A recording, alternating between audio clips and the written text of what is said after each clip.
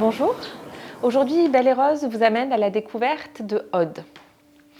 Aude est infirmière coordinatrice au CHU de Nîmes, mais pas que. Bonjour Aude. Bonjour Marlène. Tu as accepté aujourd'hui de venir témoigner de ton double rôle. Celui d'infirmière coordinatrice au CHU de Nîmes, c'est pas le terme exact mais tu vas nous le détailler tout à l'heure, et celui d'accompagnante de ta meilleure amie qui a traversé un parcours de cancer du sein. Tu as été son accompagnante dans son quotidien et tu es aussi aujourd'hui l'accompagnante du quotidien des patientes, mais pas que. Je pense que tu accompagnes aussi le personnel médical et au-delà de ça, toutes les personnes que tu croises. Nous nous sommes rencontrés il y a quelques années et tu as été une aide précieuse pour l'association, ce qui est encore le cas aujourd'hui. Tu nous permets de faire un lien encore plus proche et encore plus près des patientes que tu rencontres au pôle d'oncologie du CHU de Nîmes. Aude, qu'est-ce que tu voudrais nous dire sur toi? C'est parti. Donc moi je suis Aude Canovas, du coup, effectivement, je suis l'infirmière de coordination en soins de support oncologique au CHU de Nîmes. Moi je suis originaire de Narbonne et à l'âge de 20 ans, je suis partie faire mes études à l'assistante publique des hôpitaux de Paris, où j'ai commencé à travailler là-bas, à la Salpêtrière, sur un parcours à la base très chirurgical, très chirurgie digestive. Et en fait, je me suis très vite intéressée chez les patients qui étaient atteints d'une maladie cancéreuse, en chirurgie digestive évidemment. Voilà, les accompagner, essayer de comprendre ce qu'ils avaient, de ce qu'ils avaient entendu, de la démarche à faire, être déjà une personne finalement ressource pour eux. Et rapidement, en fait, j'ai intégré l'équipe de coordination en chirurgie digestive, du coup, où j'ai accompagné patientes et patients atteints de cancer digestif à la Salpêtrière. Voilà, où j'ai fait ça. Et c'est vrai qu'il y a eu tous ces plans cancer qui sont arrivés, qui se sont développés, l'infirmière d'annonce, de suivi, voilà. Et en 2017-2018, mon conjoint a été muté et en fait on est arrivé à Nîmes. Et du coup, c'était un peu l'inconnu, je ne connaissais pas. Je savais qu'il y avait un institut de cancérologie qui s'était monté. Et voilà, je suis arrivée, puis j'ai rejoint du coup le service d'oncologie médicale du professeur Ouédé. Et ça m'a permis finalement d'ouvrir finalement mes compétences parce que je n'avais que des compétences finalement en oncologie digestive. Et là, j'ai découvert tous les autres cancers et notamment toute la partie de la cénologie, de la gynécologie. La cénologie, les pathologies autour du sein. Voilà, tout ce qui est autour du cancer du sein. Et en 2021, en fait, j'ai pris le poste du coup d'infirmière de coordination. Alors, il consiste en quoi ce métier? Alors, il a un joli long mot, d'accord, infirmière de coordination en soins oncologiques de support. Du coup, je dirais qu'il y a vraiment deux missions principales au sein des patients déjà. Donc, il y a ce côté coordination, où en gros, je vais être une personne ressource finalement dans un moment du parcours, peu importe lequel. Oui. Que ça soit l'annonce, que ça soit pendant le parcours et même après. Quand tout est fini, finalement, c'est à chacun son rythme. Chaque patiente et chaque patient peuvent aller à leur rythme. Et en gros, je vais être là pour les accompagner et faire le lien entre la ville et l'hôpital. En cas de souci, en cas de questionnement, peut-être qu'ils n'ont pas osé tout dire au médecin. Peut-être qu'il y a des choses plus intimes qui ressortent. Et finalement, je vais être leur personne un peu référente avec qui ils pourront être en contact à chaque fois qu'ils viendront sur le CHU. Parce qu'effectivement, les équipes tournent, c'est jamais forcément le même soignant et c'est difficile à chaque fois de raconter son histoire à son histoire. Donc ça, c'est vraiment le côté coordination. Et mon autre casquette, c'est ce qu'on appelle les soins de support. Voilà. Et les soins de support, c'est quoi? C'est tout ce qui est non médicamenteux finalement et qui permettent d'avancer dans le parcours, dans le but d'avoir une qualité de vie meilleure, acceptable. Et de prendre aussi du plaisir par moment. Alors c'est très vague, hein. Alors on se base quand même sur des choses scientifiques et nationales. Voilà, on fait ça avec l'INCa, qui est l'Institut national du cancer, mais aussi l'AFSOS, qui est l'Association francophone de soins de support.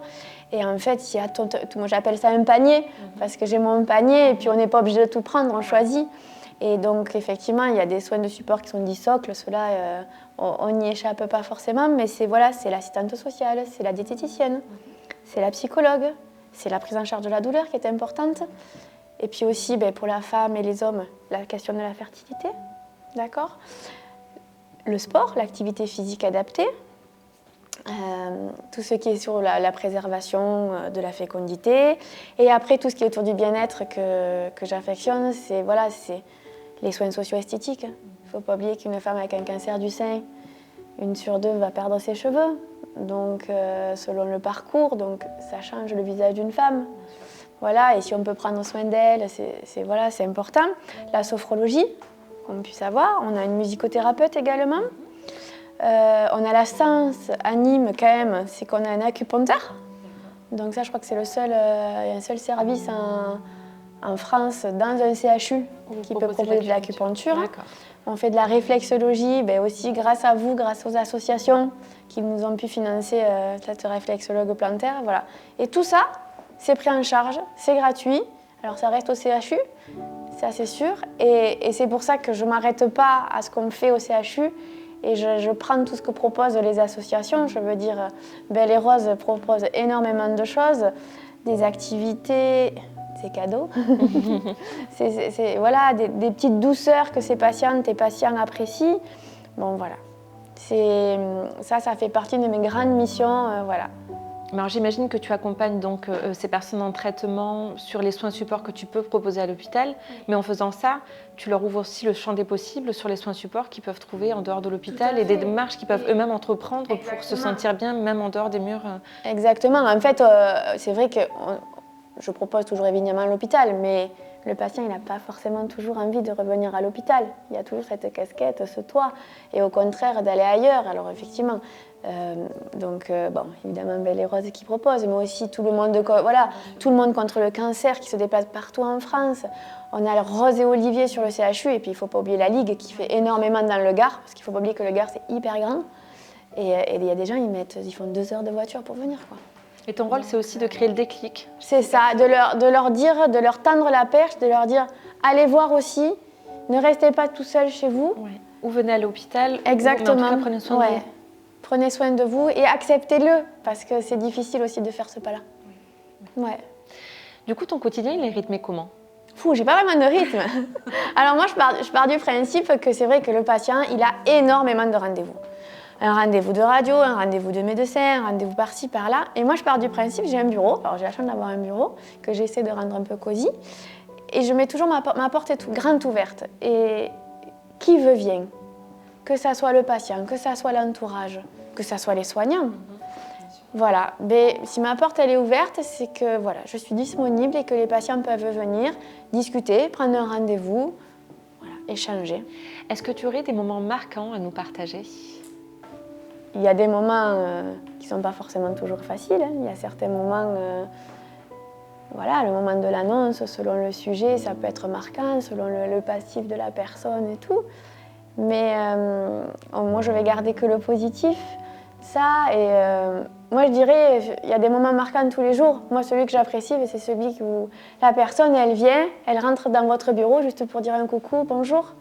Je vais bien, j'ai repris le boulot, j'ai voyagé, j'ai fait ça, on a pu faire ça, j'ai profité. Pour moi, ça, j'ai fait 50% de mon job. Et après, c'est tout ce que vous faites, vous, les associations, qui rendent les patients heureux. Je veux dire, j'en ai 2 en tête, là. J'ai dit, Octobre Rose. Je veux dire, Octobre Rose, il n'y a rien à dire. On fait de plus en plus grand. Et ne serait-ce que la venue de votre marraine, Louane, au sein de l'hôpital de jour, c'était magique. Autant pour les jeunes que les moins jeunes. Je veux dire, c'était un moment de partage avec les soignants, avec les patients. J'ai dit, c'était hyper agréable. Et le deuxième moment, là, récent aussi, c'est à Noël. Oui. À Noël, avec l'association Tout le monde contre le cancer, qui sont venus avec un guitariste. Et on est allé dans les chambres et ils ont joué de la guitare, les patients ont chanté. C'est des moments que j'affectionne. Des moments forts. Ouais. Tu parlais justement de ce moment où on est venu distribuer des boîtes au CHU de Nîmes avec notre marraine, avec Louane. Moi, j'ai pris conscience de quelque chose lors de ces rencontres, c'est que ces boîtes, on les avait pensées pour les patientes, pour les personnes en parcours en se disant ça va leur faire du bien, autant de boîtes seront distribuées que de messages seront perçus, etc. Mais quelque chose qu'on n'avait pas mesuré, c'est que ces boîtes, elles font aussi du bien au personnel soignant, aux personnes qui vont distribuer ces boîtes. Et on l'a mesuré quand on est venu, parce que des personnes sont venues nous le témoigner et nous ont dit merci. Et donc je fais le parallèle avec ton métier. Nous, on fait ce qu'on peut en tant qu'association, mais c'est une petite goutte par rapport à tout ce que toi tu fais. Est-ce que tu as conscience que ton métier leur fait du bien? Parce que je pense que derrière ce que toi tu diffuses déjà, par ta joie de vivre, ton sourire, ce que tu incarnes, ils savent aussi que tu as un soutien complémentaire, une oreille pour les patientes, pour les patients, pour les familles. Donc ils peuvent aiguiller ces personnes vers toi et puis qu'ils peuvent aussi venir te rencontrer toi. Est-ce que tu as conscience de ça et est-ce que dans ton quotidien, ça se traduit? Alors, conscience, peut-être pas, je vais essayer de réserver là-dessus.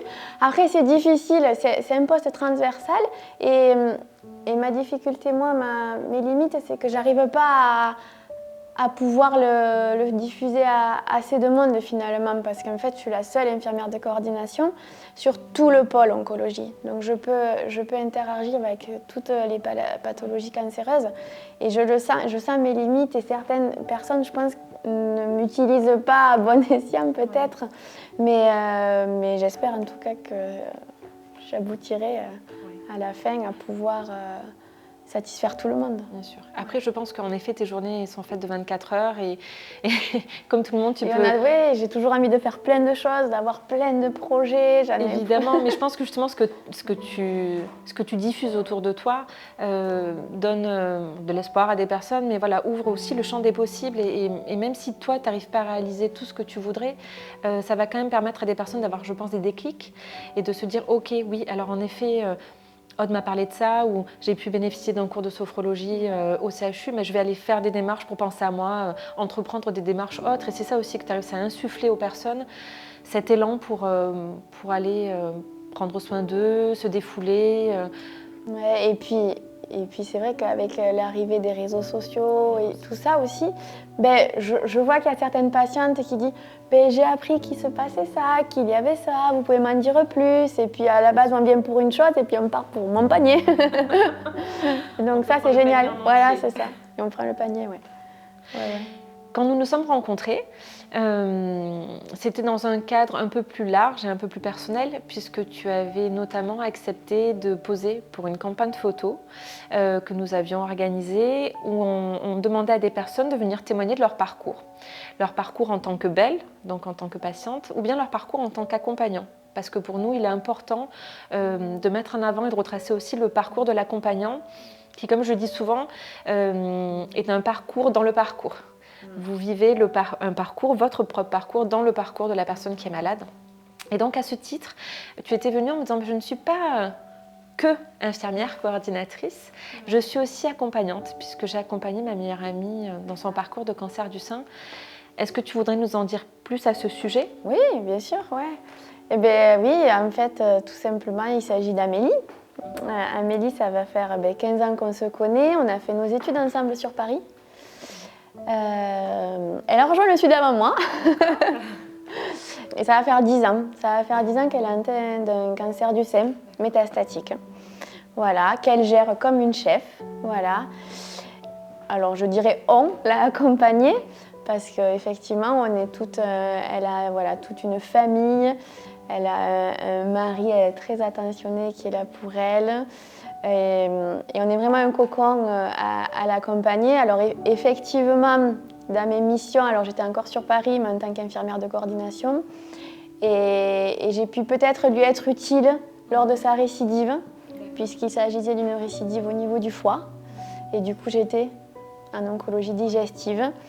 Et peut-être que ça lui a permis effectivement de rencontrer des professionnels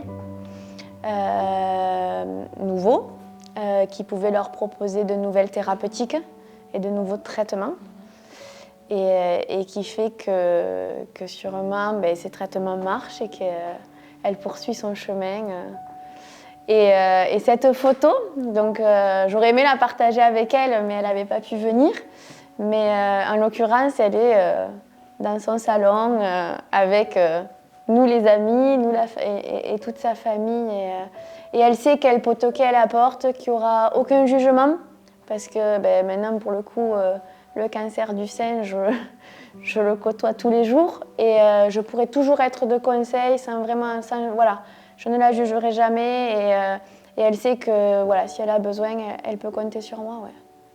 Toi qui as donc joué ce rôle d'accompagnant et qui en côtoie pas mal dans ton quotidien, qu'est-ce que tu pourrais nous dire sur ce rôle? Parce que c'est pas encore tabou de dire qu'on est accompagnant, mais en tout cas souvent, quand j'accueille des témoignages ou que je cherche des témoignages d'accompagnants, ce qu'on me dit souvent c'est pas à moi de parler, parce que c'est pas pour moi que ça a été difficile. Alors que c'est pas forcément vrai, voire même c'est pas vrai du tout d'ailleurs. Donc qu'est-ce que toi tu pourrais nous dire avec ton recul en tant qu'infirmière coordinatrice et avec ton expérience en tant qu'accompagnante de ta meilleure amie? En fait, je me dis que si on est autour de la personne qu'on accompagne, peu importe si on est l'ami, le mari, tout ça, on est effectivement un accompagnant, mais à chacun a son propre rôle finalement. On ne pourra pas comprendre la maladie, on ne pourra pas, évidemment, on n'est pas à sa place. Mais finalement, on est peut-être une main sur son épaule, on est quelqu'un pour qui elle peut compter, et s'il y a un moment de faiblesse, s'il y a des doutes, je pense qu'on a un rôle à jouer là. Pas de décision, au contraire, non, ils sont libres, mais juste d'être présent finalement. Et est-ce qu'il est facile ce rôle? Je dirais peut-être pour moi il est inné. Oui, non mais toi c'est l'évidence. Mais pour les gens que tu rencontres, est-ce qu'il y a des personnes qui osent venir justement franchir la porte de ton bureau pour te dire je suis accompagnant et je souffre moi aussi, c'est compliqué.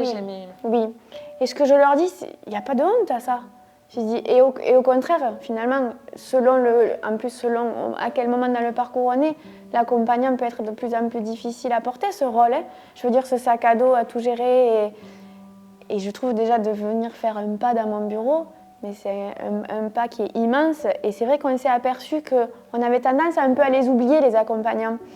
Et grâce à leur OCHU, en tout cas à l'ERI qui est l'espace de rencontre et d'information, on a Camilla qui gère cet espace divinement bien et qui, depuis 2 ans, organise une journée dédiée aux accompagnants pour lequel on peut leur proposer les mêmes soins de support qu'on peut proposer à un patient et pour pas qu'ils se sentent seuls et que dans son combat, ils sont accompagnés et surtout, ils peuvent aussi tendre la main et on la prendra. Bien sûr. On avait participé l'année dernière à une conférence qui avait été organisée dans le cadre de cette journée réservée aux accompagnants. Et en fait, il y a des tas de choses qu'on ne mesure pas sur le rôle de l'accompagnant. Ce n'est pas qu'une aide morale au moment où ça ne va pas. Il y a souvent des questions même d'organisation de la vie du quotidien. Ça chamboule tout en fait, aussi pour l'accompagnant. Le quotidien, parfois ça va être aménager l'intérieur, ça va être justement essayer de trouver des pistes de soins support, de motivation pour la personne malade, ça va être répondre à toutes les sollicitations de l'entourage qui veulent prendre des nouvelles. Enfin, il y a tellement de critères qui peuvent rentrer en compte parce que déjà selon l'âge, on n'a pas la même capacité physique, ni psychique d'ailleurs.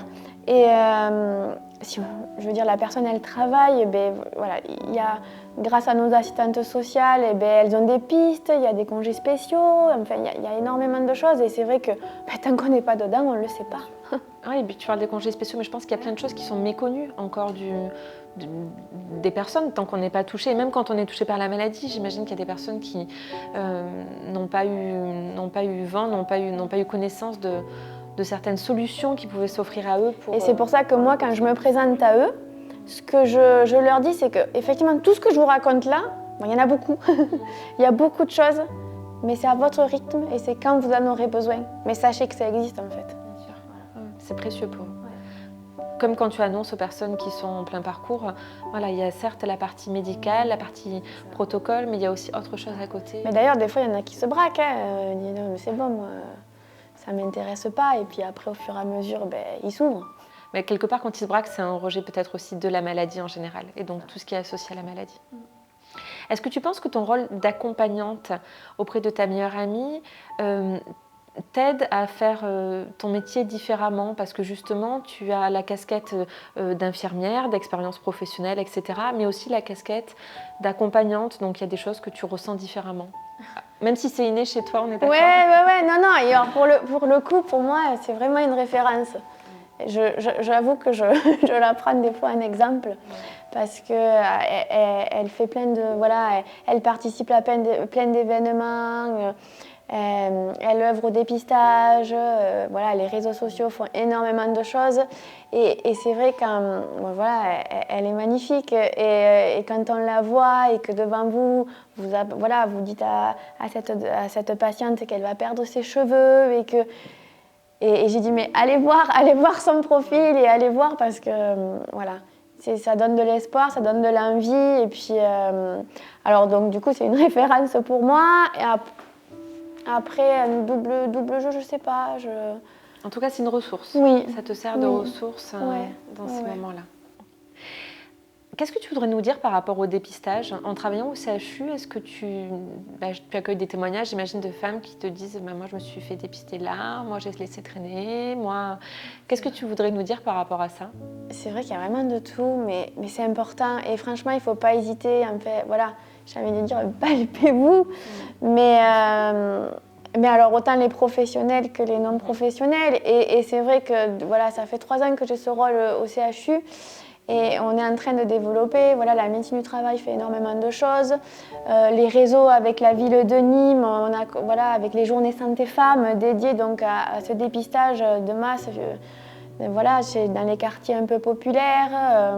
C'est dépistez-vous, palpez-vous, puis on ne reprochera pas de l'avoir fait, quoi. Bien sûr, bien sûr. Il y a des personnes qui te témoignent de certains freins qu'elles ont eu à se faire dépister? C'est jamais évident de vouloir. Alors il y a déjà tout ce qu'on peut penser de ce qu'est une mammographie ou une échographie. Certains vont vous dire que c'est douloureux. Après, peut-être que culturellement parlant, on n'a pas forcément envie de se déshabiller. C'est assez compliqué. Il y a beaucoup de critères à en prendre en compte. Mais bon, moi, ce que j'ai envie de dire, c'est plutôt ces prix. Mieux c'est. Mieux c'est, oui, bien sûr. Et puis également, je pense que ce qu'on peut dire aux personnes qui vont nous écouter, c'est que donc toi, en tant qu'infirmière coordinatrice au CHU de Nîmes, il y a énormément de choses qui sont organisées. Vous êtes en lien, tu le disais tout à l'heure, avec l'ERI, la Ligue, des associations, etc. Mais il ne faut pas hésiter à se rapprocher de son pôle d'oncologie, de l'hôpital le plus proche de chez nous quand on est en traitement, ou bien si on n'a pas envie d'aller à l'hôpital, ou de ne pas hésiter à aller vers des soins supports dans le privé ou... s'il y a bien un moment où on doit penser à soi, c'est pendant cette période de traitement. Mais c'est vrai, et moi je leur dis, c'est que là, allez, vous remettez votre sac à dos, c'est reparti à l'école, un agenda, parce qu'au départ, pas mal de choses, et puis après, au fur et à mesure, on rajoute un peu de sophro, un peu de socio-esthéticienne à tel moment. Et là, j'ai encore une dame, pas plus tard qu'aujourd'hui, qui m'a envoyé un SMS en me disant « Aude, merci, j'ai eu la socio-esthéticienne qui est venue aujourd'hui dans ma chambre, c'était une surprise. Je peux reprendre un rendez-vous. C'était génial. Mais voilà, ouais, franchir le cap. J'ai fait ma journée, quoi. Bien sûr, bien sûr. Ensuite, je pense que l'intérêt de tous ces soins supports, il est bien évidemment personnel pour retrouver des clés, pour rester féminine, pour prendre soin de soi, pour arriver à se relaxer, etc. Mais aussi souvent, c'est un bon vecteur pour aller rencontrer d'autres personnes. Tout à fait. Parce qu'il y a des soins supports qui sont collectifs parfois. C'est ça, tout à fait. Et c'est vrai, grâce encore à l'ERI, donc à l'espace de rencontres et d'information, elle propose des rencontres thématiques et même des ateliers beauté tout au long de l'année. Et voilà. Et peu importe d'où on vient, quel type de cancer on a aussi, et bien on peut partager ce moment-là. Bien sûr. Et l'expérience, c'est important. Ça, c'est riche, c'est très, très important. Aude, merci de ton témoignage. Merci à toi. Au-delà du témoignage aujourd'hui, merci de tout ce que tu fais pour toutes ces personnes. Nous, on en a rencontré beaucoup qui t'ont croisé et toutes sont unanimes sur ce que tu as pu leur apporter. Et ça, je pense que tu ne mesures pas à quel point c'est précieux. Donc, merci à toi. Merci à l'ensemble des personnes, évidemment, qui font que ces soins supports sont possibles. Sont offerts aux patients, sont organisés pour eux, etc., leur sont proposés. Est-ce que tu aurais un mot de la fin à nous donner? Ou plusieurs mots d'ailleurs, tu peux... Tu peux plusieurs. Je sais que je ne vais pas pouvoir t'en demander qu'un, Aude. Non, j'ai envie de dire, ma porte elle est ouverte, vous venez quand vous voulez. peu importe qui vous êtes finalement. Je serai toujours là pour vous écouter, en tout cas essayer de vous aiguiller vers le mieux. Qu'à Nîmes, voilà, c'est chouette, c'est bien. Qu'on ait une super équipe, que ce soit voilà, les infirmiers, les aides-soignants, l'encadrement, les médecins, je veux dire, voilà, n'ayez pas peur de venir à Nîmes. Et puis dépistez-vous. Voilà. Il n'y a pas de frein au dépistage, il faut y aller. Merci Aude. Mais merci à toi. Merci. Merci.